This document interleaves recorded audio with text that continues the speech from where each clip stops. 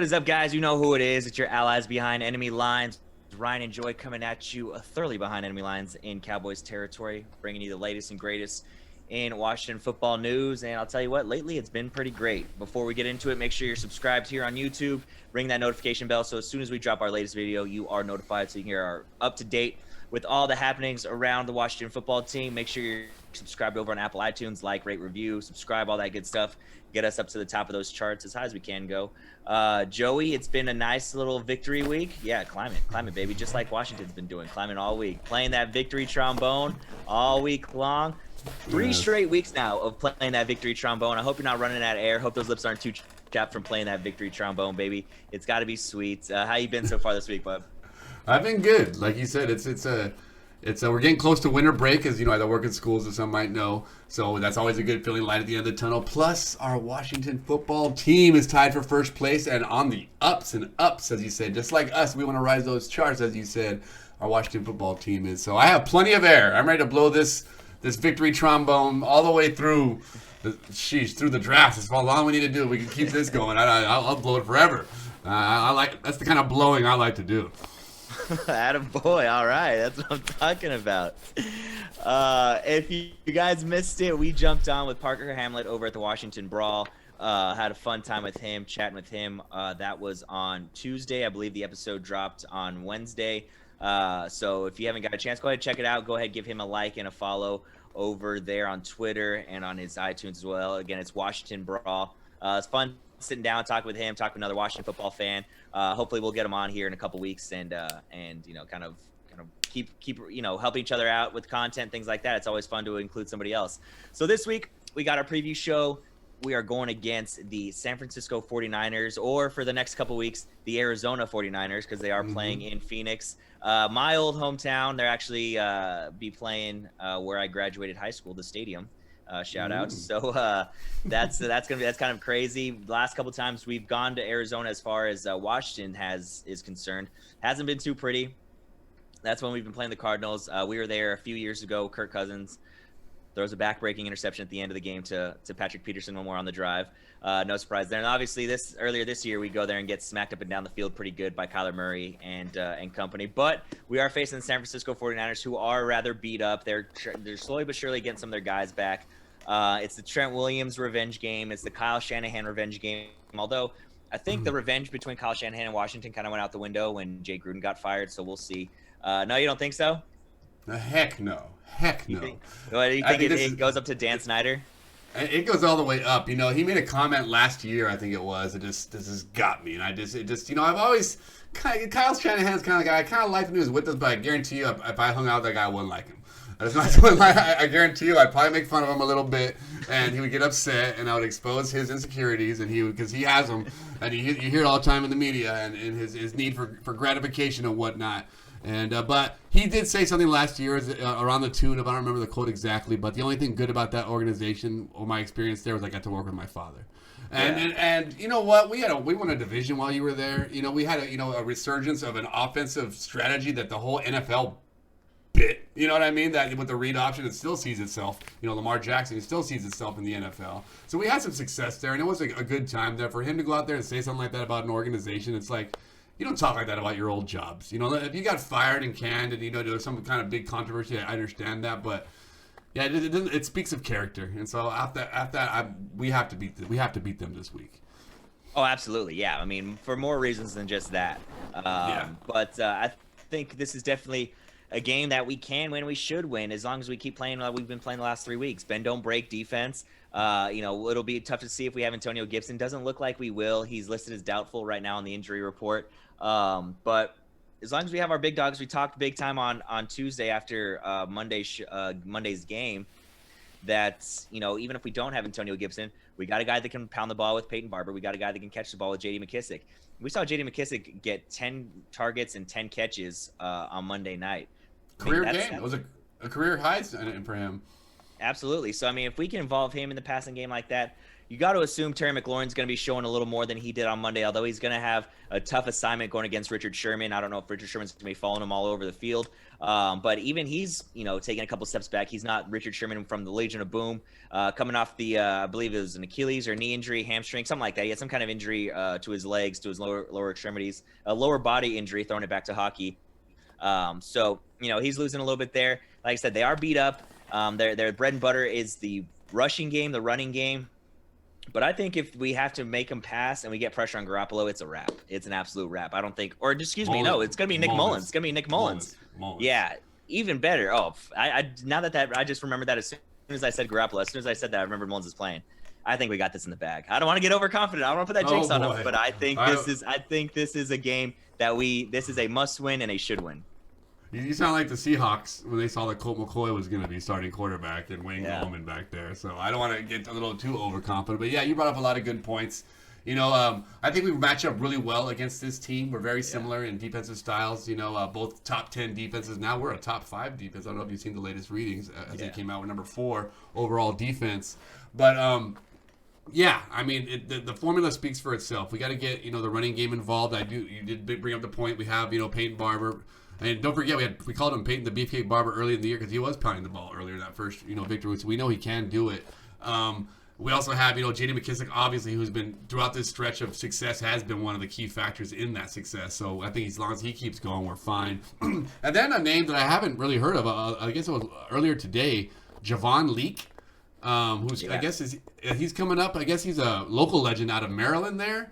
Who I guess started played 3 years there and was just a quick, I think played 12 games this year, had about 700 yards, averaged I think 8 yards a carry, and I guess returned punts as well. So it looked like I saw a quick highlight package on him. It looks like a guy that can definitely, a little Antonio Gibson-esque, so to speak, that can get some moves and is a bigger guy too, so he can definitely run between the tackles as well. So I saw a couple people, singing his praises that are from out there in Maryland. So we'll see, if he gets his touches at all. But we definitely, I feel comfortable enough with our running game as we've spoke that even this could just be an addition to that. So it's good to hear that we have some people next man up mentality that can kind of slide in there. And you brought it up too, Terry McLaurin matching up with Richard Sherman. I don't know if that's going to be a true matchup. We saw what happens when Richard Sherman gets matched up with speedsters in the Super Bowl, I think. And so I don't think that's going to be a true scheme they'll be running there. I think San Francisco really likes that pass rush. And then play a little bit of sit back in some zones and some little zones there. So I think it's a perfect game for Alex Smith to be able to methodically pick apart that zone as long as we're not getting drop passes and things like that. So I think that, the recipe for us, that we've said week in and week out, it remains the same. We got to pound the ball. Don't make mistakes. And, I was looking over our defensive stats to kind of see where we scoring defense and whatnot. And all of them were in the top 10 except for 2. And if you can guess what those 2 are, those are the 2 things that are going to be our key to victory. Can you take a guess? So, 2 things that we on defense, defensive stats. They're kind of tricky ones. I really didn't think of them as defensive ones, so it might be difficult. Time of possession. Okay. That's one of them. Where I think we're like 20 something in time of possession, which obviously we've talked about that week in and week out. We want to control the clock, and the other is turnover differential. Yeah. So those 2 things right there. You talk about the 2 things we should focus in on defense. We make sure that we control our offense as well, controlling the clock, get them off the field, and not turn the ball over or recovering fumbles and making plays. Then I think we'll be all right. Absolutely, yeah, no, I agree. That's been one of the things that we've harped on time and time again is generating those turnovers and protecting the ball. Alex Smith, kind of uncharacteristically in the 4 games here, he has 5 interceptions. I know that first game he came in and threw what, 2 or 3? 3. So that's kind of a big chunk there, but James Smith 4. Yeah. So it's been a big focus for us. Since we've got this little run, since we look like we might be able to make a push for that division win. Obviously fumbles have been huge. We gotta protect the ball and make sure we're protecting the ball when we're getting ready to take a big hit. But yeah, I mean the biggest thing I think is that time of possession is we're not taking a whole lot of deep shots. It's death by 1,000 cuts. It's dink and dunk. It's run the ball, pound the ball, and I think that plays into plays into our offense perfectly. I mean, if the other team doesn't have the ball, I mean, how are they going to score? You know what I mean? If they don't have the ball and we're protecting it, we should be in good shape. So yeah, I agree. I think if we can hold on to the ball, don't let them get big chunk yardage in the run game with Raheem Mostert. I think he's gonna be the starter. He was starting last week. But yes, that pass rush you mentioned earlier of San Francisco's. I think this is going to be one of the first true tests of this offensive line that's been playing well. That's been playing, I think, above their heads a little bit, which has been great. I think this is going to be a big test for them and making sure that they keep Alex Smith upright. Yeah, indeed. And I take that back, but I don't mean to interrupt y'all. I mean, last week the Steelers have a really good pass rush, so they did a decent job. He still got sacked 3 times, but this is yet again another tough test for him. So I apologize for cutting you off. I just want to correct myself there. No problem. No, and yeah, definitely. You know, he did get hit a lot last week. Not to mention not only the sacks, but the hits on quarterback and the pressures and whatnot. But you know, you talked earlier when we started this podcast about it being a Trent Williams revenge game, Kyle Shanahan revenge game, Arizona Cardinals Stadium revenge game. But last year, this is a sliding in the rain revenge game. If you remember that last year, this is when Nick Bosa was sliding down the field. We played that wet, rainy game against them last year, and we almost won. You know, we was a terrible team last year. I think it was like 9-3 or something. It was a super. Maybe they scored a touchdown in the end, but anyway, it was a really close game for a lot closer than we thought it was going to be, especially since the way San Francisco played last year. But we bring this to affect this game. You look over the last 3 games, and let's look to the 2 games before that. Let's look to the Lions and let's look to the Giants. 2 things we terribly did wrong in that game was stopping the run. We got killed by Alfred Morris. We got killed by DeAndre Swift, before he even went out. And so after that, though, these last 3 weeks, we are the number 1 run defense in the NFL. Ranked number 1. So it looks like that might have been a wake-up call, maybe, and a focus for that defensive line. And then, Coach Jack Del Rio and the defensive line coach should kind of say, "Hey guys, this is why we're losing." And when that has been changed and corrected, look at the results we're seeing. So yes, we do need to continue that and to stop Raheem Mostert and not get him going, because then you're forcing Nick Mullins to beat you. And I don't think he's proven. You talked about him earlier. You got a Brett Favre feeling about him. But he has not proven that yet. He has not proven that he can do that just yet. So he got an arm on him, so he can definitely hurl that ball down the field. So we definitely want to get burned deep. To make him beat him, they're definitely playing right into our hands. So if Alex Smith, like you said, can control the ball, as we talked about, not getting it down the field, big long passes, we don't need that. We got run after catch guys like Cam Sims, Steven Sims, Terry McLaurin. Now, once they get that ball in their hands, J.D. McKissick, Logan Thomas even throw them in that category. These guys can make plays and they're not just going down. None of them. None of them are just going straight to the ground. They're trying to get that extra yard. They're always extending to try to make plays. So we do have some guys that are going to, we don't need that long ball to be our, it can be there, eventually. If it's there, you take it, but we're not going to have to go looking for it. So pound the ball, control the clock, let our guys, let Alex Smith be the point guard again. Now he's got some guys that can make some plays, get those balls in those hands, and let's see what can happen. Yeah. The quicker and smoother Alex Smith can put his balls into the other guy's hands, I think we'll be in good shape there. Shout out to Manscaped. Bringing it back full circle. If you know what we're talking about, go check out that Washington Brawl podcast that we jumped on.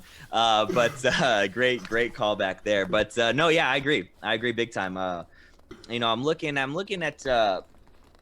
49ers depth chart right now, because they've been so beat up.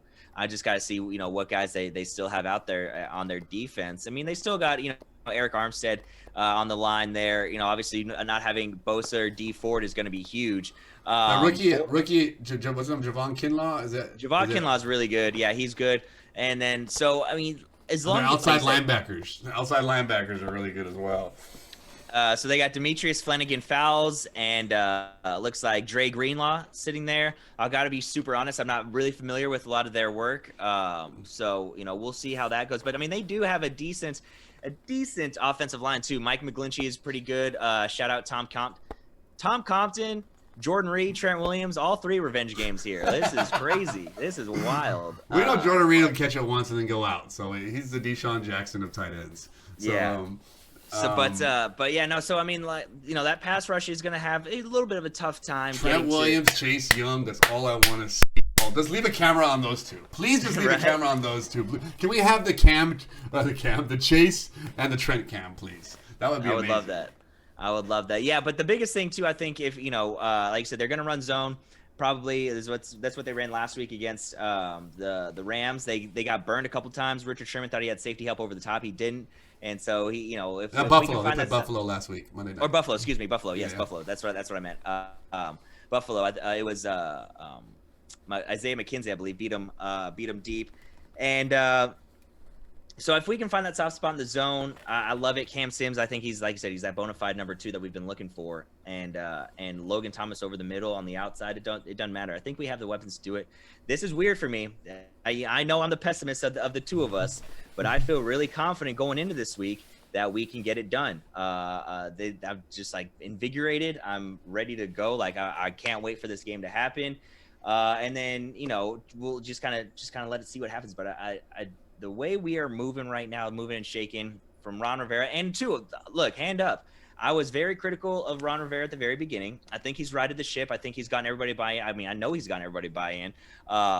And just the energy and the juice that we're playing with right now. I mean, I feel like we're one of the most dangerous teams in the NFL right now.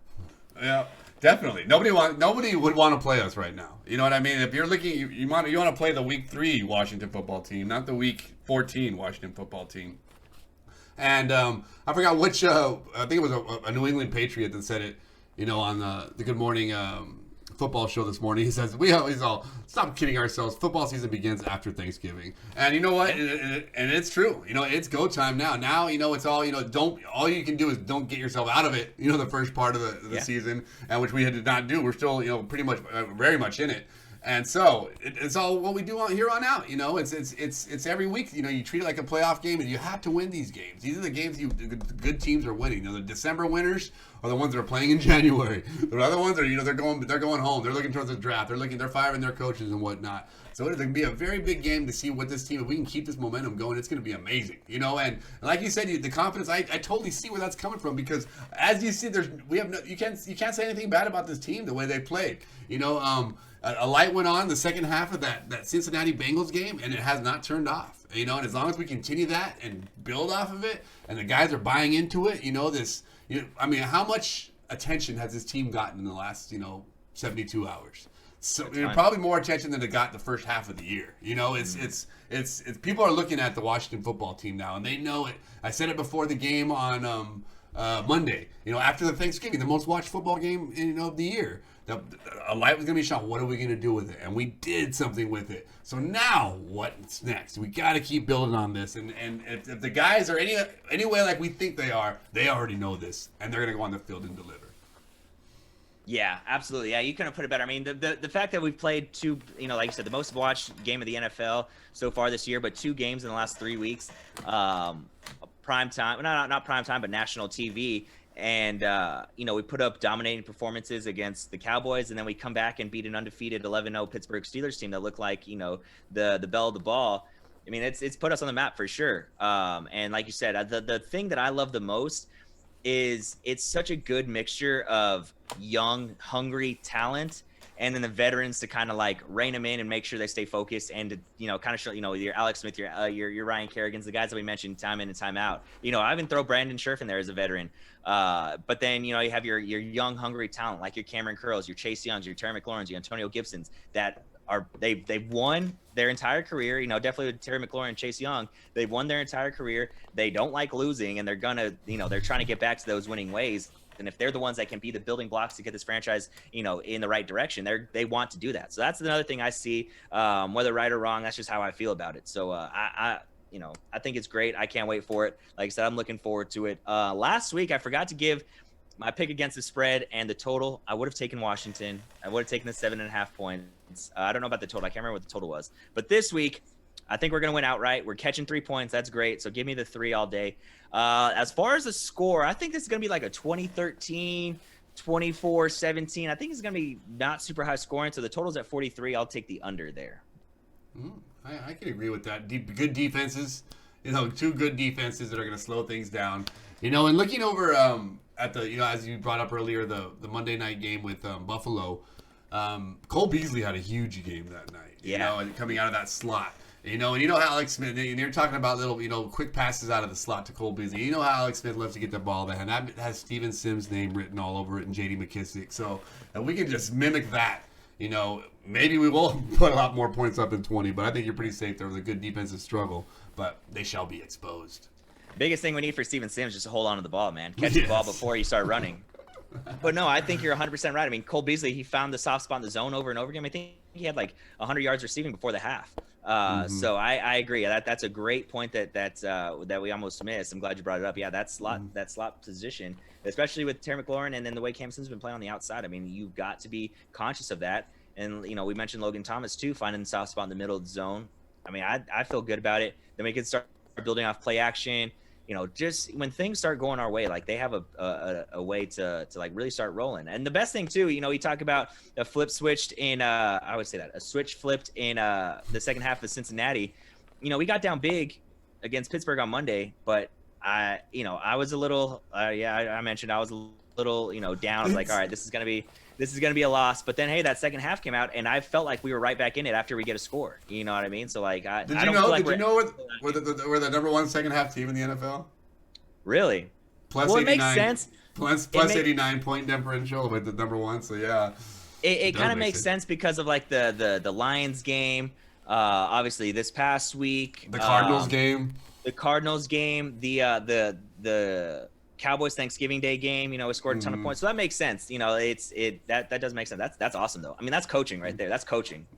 Second half adjustments. I mean, I think the best second half adjusting team in the NFL is Sean McVay and the Rams. So if we can get somewhere around there where we're making second half adjustments and they're working, that is 100% coaching, and I love to see it. Yes, it is. And before I forget too, a big shout out to Jonathan Allen, who is our Walter Payton Man of the Year nominee for Washington this year. So shout out to him, and Dustin Hopkins, who was our special teams player of the week. You know, shocker of the century. Shocker of the century. Hey, but making those two clutch kicks after dealing with what he's had to deal with, I'm sure he knows how we think of him after all that. You know, he probably thinks of a lot of it himself. But you know, the injuries and whatnot, and so shout out to him. And you know, Logan Thomas, man, I can't enough. You know, you keep seeing his name popped up. You know, so a quarterback in college to come out and do what he's doing now, and you know, and we forget he's 6'6". He's a phenom. He's a huge guy that can catch, like that has, you know, soft hands and can block. So I mean, we're looking pretty right now in a lot of positions that I thought were going to be positions of need. And we saw on Thanksgiving, he can still chuck that thing a little bit. Yes, definitely. And run some quarterback sneaks if need be. I mean, that little fake punt we did. Who was it? Who missed that block? It was Dontrell Inman. I think I tweeted out, he needs to be Outman. After that play, he doesn't need to be Inman. He needs to be Outman. So as we're wrapping up here, we talked about Terry McLaurin. He is now known as the captain, and that is his only nickname. We got a new nickname, too. New nickname alert. Maybe you can throw a little edit in, a little new nickname alert for Cam Sims. Now like to be known as Silky Sims, which I don't hate. Cam Silky Sims. That wasn't a self-appointed nickname. Somebody else gave him that nickname. I forget who it was, but Silky Sims is now as he's known. And everybody knows that he's smooth. Exactly. There's nothing as smooth as silk. So if you're Silky Sims, that means you must be Smooth Sims. So shout out to you. Someone that that I know when we drafted him, you had a lot of praise for him, and he's kind of got lost over the last couple of years. But I saw, like I said earlier this year, just his special teams play. It looked like somebody that wanted to be on our field. And so, someone that I've really been pulling for. So shout out to him for getting the recognition that he deserves and having his, enjoying the fruits of his labor, so to speak. So let's just keep this rolling and, beat up Trent Williams. Come on, Chase Young. Let's just show why we didn't need that left tackle. Yes, sir. I know that's right. Yeah, I hope. Man, I'd love to see Chase Young just bulldoze Trent Williams just one time. Just throw him once. Even if he doesn't get a sack, just toss him. Just do one of those signature. Yes, just toss him. And let Trent Williams. You get a picture of Trent Williams' face, like that's all I want. You know what I mean? That's all I want from that matchup. Don't give him any sacks. He tosses Trent. It's a win for Chase Young all day. Speaking of Trent Williams, one thing I didn't think about right away until just the other day, because I saw a video of it, was Trent Williams and Richard Sherman playing together.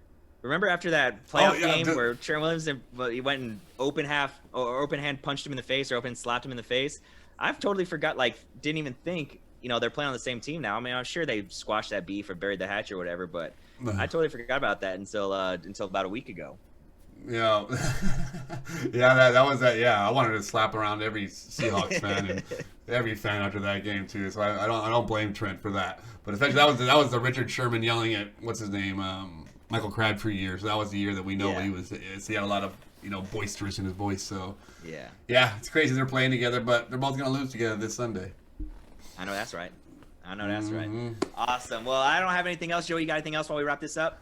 Just that, looking around the division, the Giants do have a tough game against the Cardinals this week. So, as I've said before, we got to focus on what we're focusing on. But just a heads up out there that not only is a huge, it's a huge game either way, because if the Giants win or lose, obviously we have a chance to get sole possession of first place. But we're one game behind the Cardinals as far as that wild card race as well. So we would. If they win or they lose, then we're jumping towards that wild card and beating the 49ers, who are in the wild card race as well. So we'd only be behind the Vikings and the Vikings and the Bucks and the Seahawks are the two Vikings and the Bucks. You're right, that's the two. So just something to keep on the playoff picture, radar. I know, as much as everyone wants to make fun of the East, like I said, there's a very good chance two teams sneak in it from the East. As funny as we went out, if both our teams went out, but two teams will make it. So yeah, right on. Well, as always, like I said, make sure you're subscribed here on YouTube. Ring that notification bell. Check us out on Twitter at AlliesBEL. Check us out on Facebook at Allies Behind Enemy Lines Podcast. Make sure you like, rate, subscribe, review on Apple iTunes. I think that's all the housekeeping we got. Hopefully we're playing that victory trombone for one more week, at least 4 more weeks. Shoot, playing that victory trombone, celebrating on Monday, another victory Monday. I've gotten too used to these. I'm not. They got me hooked. I'm hooked. They got me hooked. You guys got any more of them victory Mondays? That's what I'm asking. We'll until then, we'll see you guys. Like I said, on Monday. Hopefully celebrate another sweet victory. Thanks for watching. Thanks for listening. We'll see you guys then. Appreciate you.